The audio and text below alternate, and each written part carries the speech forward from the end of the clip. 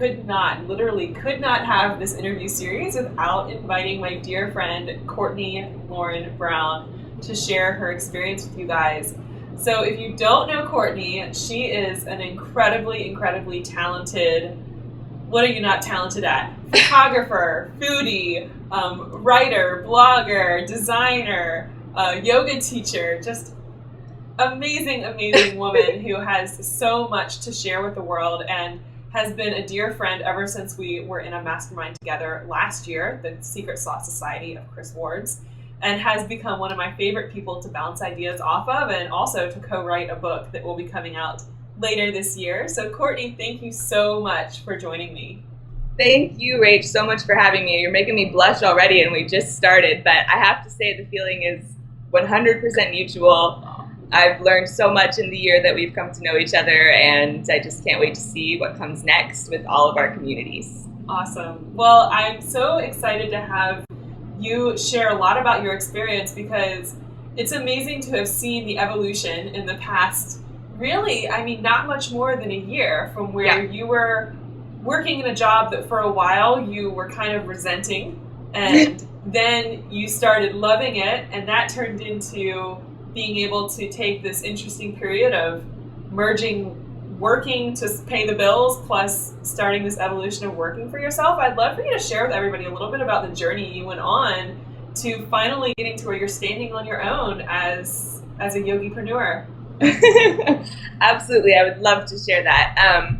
So it's really interesting because for as long as I can remember, I've wanted to be both a photographer and a yoga teacher. And so for a long time, I kind of worked around doing that because I just hadn't given myself permission or something to actually just jump into doing it. So because I was interested in yoga, I worked for companies like Lululemon and I worked at yoga studios. So I worked near being a yoga teacher. Yeah. And then as a photographer, I worked at art schools and I worked for this amazing company called Food Gawker for a long time, editing for them and stuff. And so I think what you're talking about is about a year ago, I was in a position where I was still working, front desks at yoga studios, and I was still working part-time editing photos. And in a lot of ways, they were great, like exactly where I needed to be at the time. But like you said, I was starting to get a little resentful, and I think it was just misdirected energy because what I was actually upset about was what I really just wanted to be doing was doing these things for myself. And so, I got a swift kick in the booty from some of my best girls, and they just said, you need to be where you're at right now. So you might as well enjoy it, and you might as well get everything you can out of it. And so that was like a wake-up call, and I was like, well, yeah, thank you. So our coach, Chris, suggested to me, every day when you're walking to work, tell yourself over and over again, I love the shit out of my job. I love the shit out of my job. I love the shit. And I did. And I said it over and over and over again until it was such a habit in my head that I actually really did love doing it. And I started to appreciate what I was getting out of it. And I really learned a lot about, when I was at the studios, I learned a lot about our yoga communities. When I was working for Food Gawker, I learned a lot about like the online world of blogging, and it inspired me to start creating some of my own things. So taking that level of just starting to appreciate what I was doing, I was able to go from there and just start plugging away at my own things at the same time. Because when I was just sitting in that space of resentment, all of the free time that I had wasn't going anywhere. It was just being angry about not doing my other things. But then I finally realized, okay, you've got this time. You've got all the pressure taken off. So just move forward. So I started doing that. I started plugging away, and I started setting goals, and I set myself, an actionable amount of time that I can continue to do my side stuff while building up the rest of my career. And once I'd done that, I just started putting things into place, and I started putting myself out there more and more as a photographer, as a designer, as a yoga teacher. And these jobs started coming in, and I started teaching more full-time, and now I'm doing photography and design almost exclusively. I was able to leave all of these other positions about the first of this year, and so now I'm full-time doing what I've dreamed about doing forever. And it was really, I think the biggest thing was just about appreciating where I was at the moment and learning what I could from what I was doing in that moment. I think that's such a crucial takeaway for people, because I know so many people get stuck in that mindset of, oh my gosh, this is just like a placeholder until I can finally do what I want. Exactly. And there's so much you can learn even while you're there. And if you are thinking, okay, I'm here to learn something, what am I going to learn? And then at the same time, turning around and implementing things so that you can move forward, so that you do have something to step into, instead of just stepping into a complete unknown. Yeah. And I think on that point, I wouldn't be where I am right now had I not done every job or every step along the way, because I can clearly see what pieces I learned in each of those places that I'm using every day right now. So while you might not be able to see it while you're in it, there's a reason you're doing what you're doing. That's such a good takeaway. So for everybody, if you're in that position where you're just thinking, okay, I don't know what I'm doing here, but I just want to leave, start thinking I love the shit out of my job. And figuring out what are you learning, what can you learn that will apply to what it is you really want to do. And at some point you'll be ready. And I know that for you, as you started to become more confident and started putting yourself out there, you started landing some really amazing gigs that have helped you get to where you are. Like, your work has been published in Yoga Journal, which for anyone who's in the yoga world / photography world, that's kind of where it's at. That was my dream for a really long time. And it's funny, I mean, I wrote it in my goals years ago, and just like almost to the day where I just started appreciating where I was at, I was called by the amazing Tiny Devotions, which wearing their necklaces today. They called me and they said, we need you to do a shoot. It's like tomorrow in San Francisco. So I hopped in my car and I went and I did this shoot. And then they decided to put these photos in Yoga Journal. And it was like, it just all happened so authentically, because I finally like stepped into my place and was like, this is what I'm doing. This is who I am. And I just feel like things evolve once you kind of let them be easy. Absolutely. Absolutely. And it's been so incredible to watch you not only step into doing that, but really forming that partnership, because they've come back to you. Yeah. And that's really exciting to have somebody have experienced working with you and loving it, and then giving you the honor of, doing it again. Yeah, it's been such a great relationship just to have.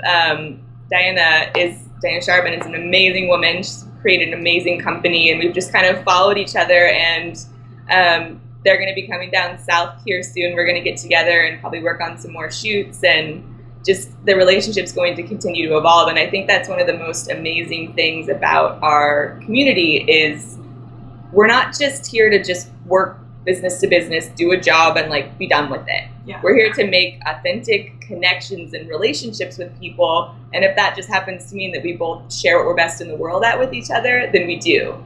But like, I know you and I work together, but it's really like you and I play together and we create amazing stuff, just like my relationship with them as well. And that's what this is all about. I love that. I absolutely love that. And I love how you highlighted where you both are sharing what you're best in the world at with each other. I think that's so incredibly crucial, whether you're like you are a solopreneur, but you have this relationship that's allowing you to put your work out into the world. And I think that's such a huge takeaway for anybody who's wanting to or has that creative energy, is to figure out how can you find those people to complement you and help get your word out in a bigger way. Absolutely. Absolutely. And really it is just about finding those people that you click with, because people, when you connect with someone, people want to share you and they want to share that connection. So yeah, I mean, it just becomes sincerely authentic. It's not salesy or pushy or anything. It's just like, oh my God, you have to work with Rachel because she's amazing. You can't not say this to people. Absolutely. Totally. And I definitely hear from you that the relationships have been a key part of your business moving forwards, in allowing you to finally cut those last ties back at the beginning of the year so that you are on your own. So how have you gone about finding these people? How has it been that these relationships have evolved for you?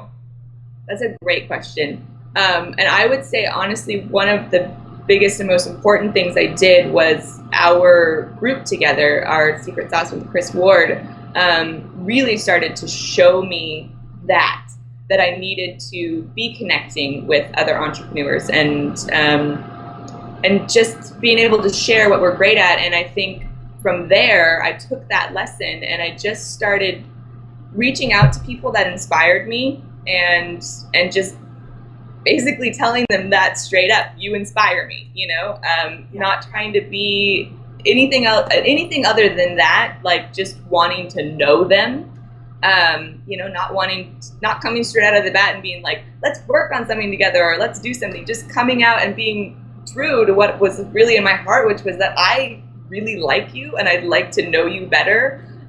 So let's connect. And thank you to the beauty of the internet. I can tweet with these people or I can Facebook with them and we can share or we can chat on Skype and, like you and I are across the country from each other right now, but it's like we're sitting at the same table. So having all of those tools at your disposal and then just reaching out to people that you want to connect with and just telling them that. People love to hear that. I would absolutely agree. I totally think some of my best business relationships have really come out of just me sending an email in response to like their newsletter or responding to their tweet or starting to comment on their blogs, and not from a place of I want something from you, but just, hey, I like what you're up to. I'd like to hear more. How can I support you? And I think that's a step that a lot of people think networking means you start with your offer, like you come out at it like really hard and like, let me tell you what I can do for you. Let me sell you what I have. This is the best snake oil on the planet. But really, when you're just like, hey, I love what you're up to. Can I hear more about it? I think, my community is interested in what you're talking about. And I love what you said about like authentically just saying that to them after you've seen some of their own stuff, writing on their blog or whatever it is, because we're all, sitting at our own little computers and putting our hearts out into the world via our creativity. And it's kind of scary. And then when someone says, I love what you did, it's like, oh, thank you, let's chat. I know. And I think the other thing there is too, like, don't be afraid that people aren't accessible. I think sometimes if you're the reader of any of the stuff, especially on the internet or whatever, it can be really easy to think that the people who write your favorite blogs or who write your favorite books or who have, a DVD out by Yoga Journal, that they're not accessible. But here we are talking to people like Hillary Rubin, who has the yoga DVD, or talking to, people like you who have been published in Yoga Journal, or talking to some of the biggest yoga bloggers really out there. And it comes down to we're all real people. And there's really it doesn't have to be this huge separation. We can all connect with each other. And if you have something you feel is in common, why not reach out? Even if you're just getting started, they want to hear from you. Yeah. And I think another thing that we forget, jumping off of that, because it's all such great points, is they were where we are now, they're just a couple steps up the ladder. And the beautiful thing about our community is it's very inclusive and we all really want to help each other. I don't really ever feel the sense of competition between our community. It's not like they're trying to keep us down on the ladder. They're like, oh yeah, like I'll tell you exactly the steps that I took to get where I'm at, and they're just pleased to be in connection with you. So don't be afraid. Jump in, say hi to people, tell them they rock, and start a conversation. I love that. I love that. So, and something else that really I love about what's happened for your whole evolution through this is just learning how to bring in all of these passions, because you and I have talked about this so much. There are some people who they just have one singular passion and that's all they focus on, and that's awesome. Like, yay them. I know. Sometimes I wish that was me. And then there's those of us who have like 20 things we want to play in, and we just can't say no. Like, it's just like, I really want to be the foodie, yoga, photographer, designer, writer, ninja, and that's you. So how have you navigated this world of where everybody's telling us to go really, really narrow and get really, really focused, and here you are saying, nope, I like it all and I'm going to do it my way and I'm going to bring all of it because it's all my secret sauce. How has that been for you coming to that? That's a really good question, and it's something that I would say I'm still learning all the time.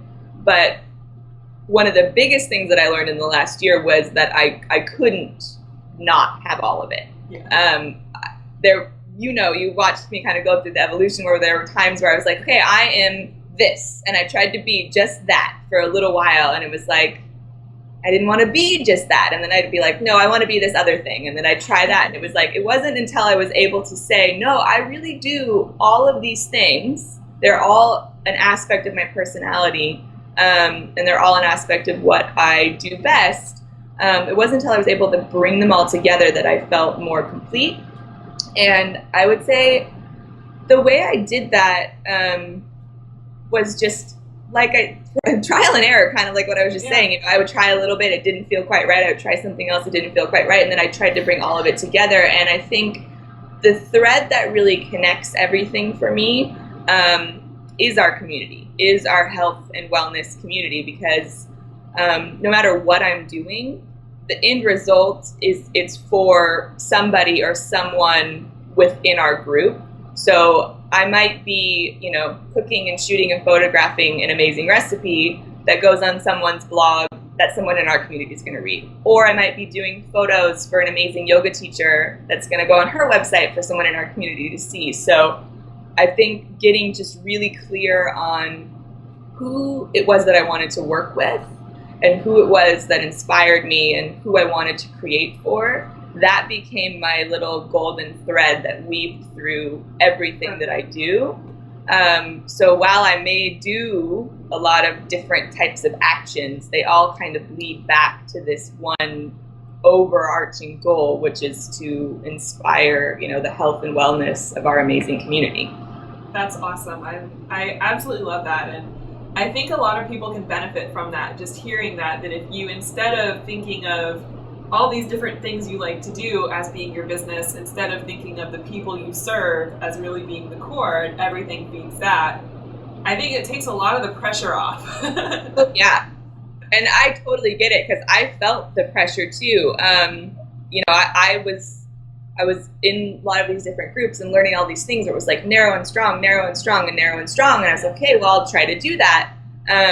And it just, I tried it on and it didn't fit for me. So I figured out a way. I got narrow and strong in my focus on who I loved and who I wanted to work with. And then I just brought all my skills to the table for that group of people. I love that. I love that. And something else I really love that you just hit on a second before was that you did try on some of these things. Oh, yeah. How are you going to figure out who you love to work with if you're not actually working with people? And I see a lot of people who are wanting to get started. They struggle with that. They think they have to have everything figured out. They think they have to have their 20-page business plan, double-spaced, and they have to have it all perfect before they get started. And I would have to look at someone like you and say, how will you know until you actually have to get in a relationship with somebody to do work for them? How would you even know if that's what is really going to work? And it's so funny that you said that, because I was laughing because that's how I felt. I was like, I need to have everything exactly perfect and know exactly what I'm doing. And and every time I put that little box around myself, nothing fit and nothing worked and nothing moved forward. So yeah, like you said, I just started trying things, and some things were awesome and those have continued, and some things were not, and those have been put to the side. But yeah, it really was just starting to kind of be in action and then feel what actions were correct. Yeah.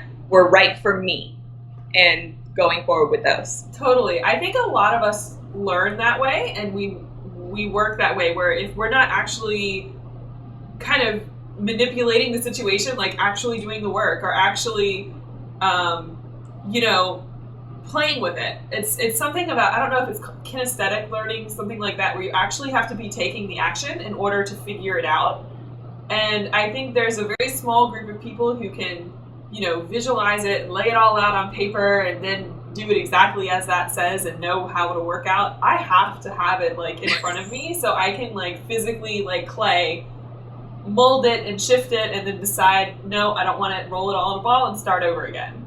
Totally. And I mean, the way you were just describing that made me think about my relationship, like all of our relationships to our yoga practice too. Yeah. It's not like we all read a book and like wrote out exactly how we were going to do our yoga and like got perfect on that and then went and did a perfect downward facing dog on a mat. No, we got on a mat every single day and we tried certain different things. And over time, things evolved and we figured out where we needed to work and where we needed to let go. And perfect. Yes. Yeah. Absolutely. So it's a lot of surrendering to, I don't have to know right now. I just have to keep moving and keep flowing and letting things happen as they're going to happen and knowing that I can adjust as I'm going through the actions. And if it doesn't feel right, I can always change course. Exactly.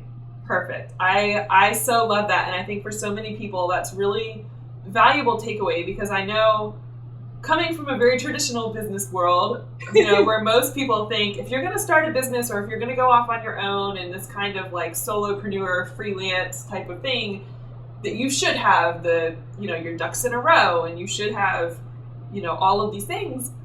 I think that's kind of a really confusing way to run a business because honestly, I think we're in a space right now where it's like you have to figure out what works really fast. You don't necessarily have time to get your ducks in a row because what if you find out they're geese and you put the wrong things in a row?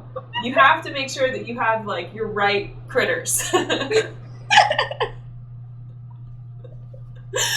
Just for playing with my kids, so that's the little metaphors there. But you know what I mean? Like you have to make sure you have the right things and you won't know until you're really in action and in the process of doing.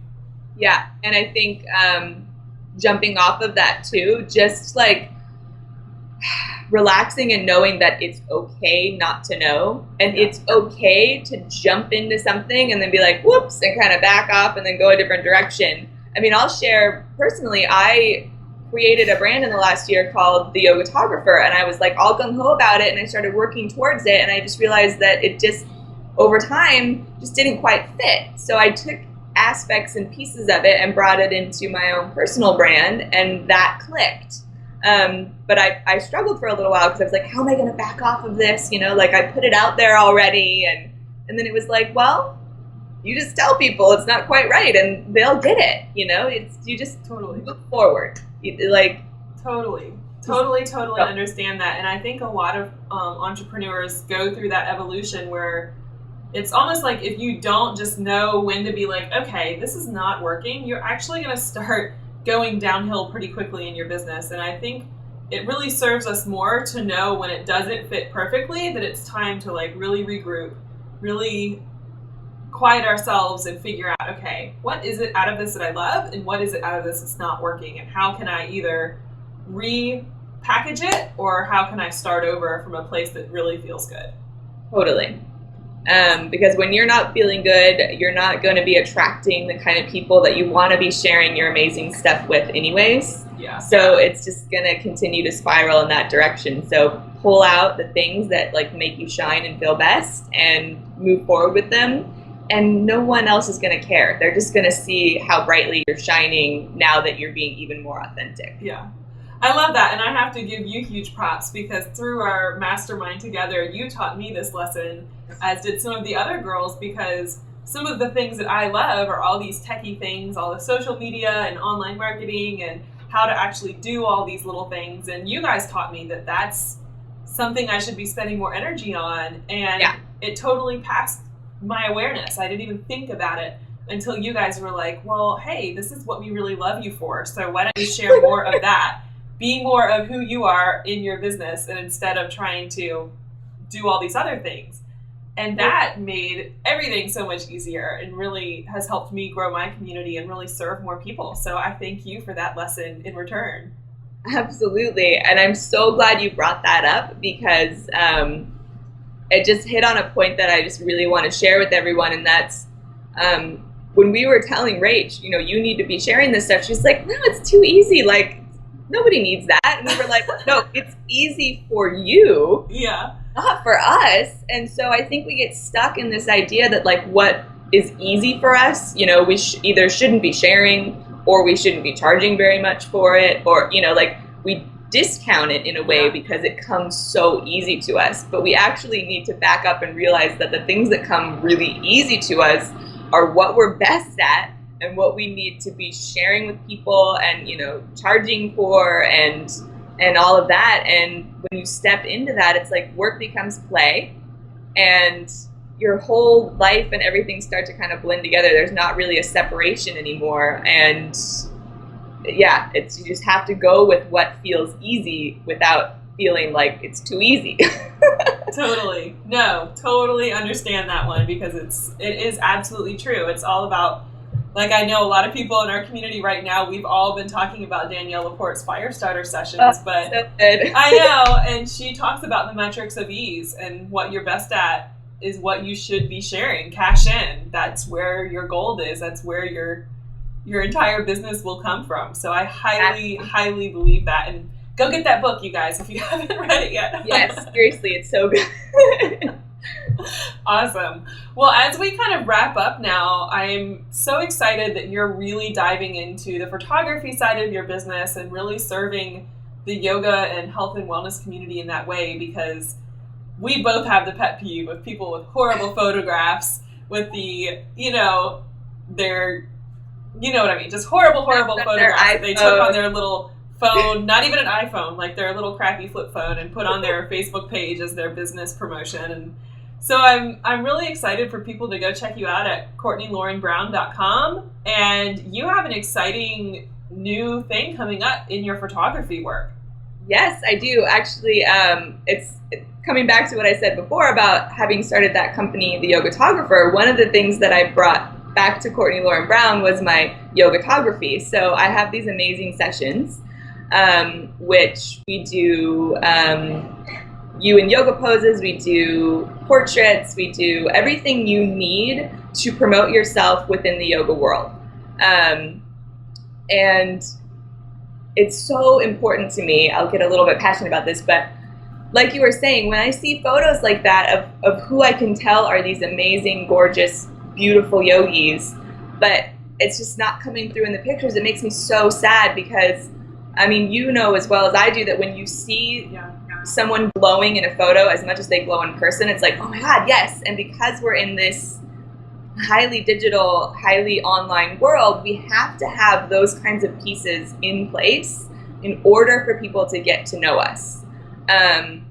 Because we still want those types of authentic connections. We still want to know the person that we're learning from, even if we're learning from them digitally or, across the country. We want to know who that person is. And when you can't even really see them, when you can't see the glow that they have behind, it really makes me sad. So I strive to be able to pull that out of every single person. I would love for you guys to come over to CortneeLorenBrown.com. There's a gorgeous behind the scenes video of me and Tiny Devotions where you can check out what your shoot would kind of be like.